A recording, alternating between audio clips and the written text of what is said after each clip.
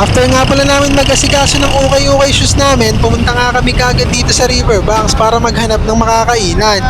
Sakto, meron pala ditong bagong bukas na kainan, kaya agad-agad na namin itong pinuntahan para tikman. Dito nga pala kami kumain sa Peppa Wings, bago nga lang pala tong branch nila dito. Dito nga pala to located sa Marikina Riverbanks, tabi ng Sisig Horay.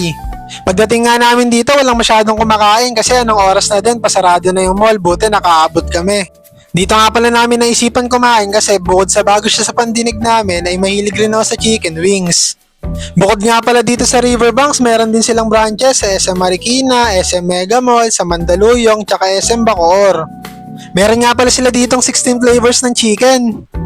Bukod nga pala sa chicken wings, may mga pagpipilian din kayo dito tulad ng chicken nuggets, fried chicken steak, chicken fingers at chicken burger.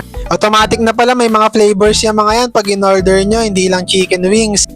May boneless chicken nga rin pala sila dito at pagkakain kayo magtotropa, meron din sila ditong barkada savers para pagkakain kayo makakatipid kayo.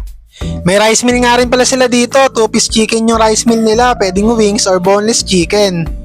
Pag-order nga pala kayo ng 6 pieces pataas, may kasama na siyang 2 flavors. Yung 2 pieces boneless chicken with garlic rice nga pala yung order namin, tsaka yung butter chicken burger nila. Garlic parmesan nga pala yung flavor ng chicken ko, tapos sa girlfriend ko, barbecue. Tapos yung chicken burger nila, napakalaki ng palaman ng chicken, panalong-panalo sa 149. Ayan mga noy, tignan nyo, solid! Ano pa hinihintay natin? Food trippans na! Ang sarap nga pala ng garlic parmesan nila mga noy, tapos yung chicken nila, hindi puro breading, talaga makaagat mo kagad yung laman. Ang sarap nga rin pala ng garlic rice nila mga noy, gusto ko pa nga sana umorder ng extra kaso di na ako malakas magkanin. Tinikman ko na nga pala tong chicken burger nila, tignan nyo, napakalaki ng chicken sulit na sulit yung 150 nyo. Unang kagat ko nga pala dito sa chicken burger, nakagat ko kagad yung laman, kaya sabi ko panalong panalo to, tapos ang juicy pa. Tinikman na nga rin pala ng girlfriend ko yung sa kanya, yung barbecue flavor, tapos nagpalit nga rin pala kami ng tigisang chicken. Para matikman niya rin pala yung garlic parmesan, tapos matikman ko rin yung barbecue. Kahit naman ata sinong magjowa, ganun yung ginagawa para share-share lang, matitikman nyo parehas.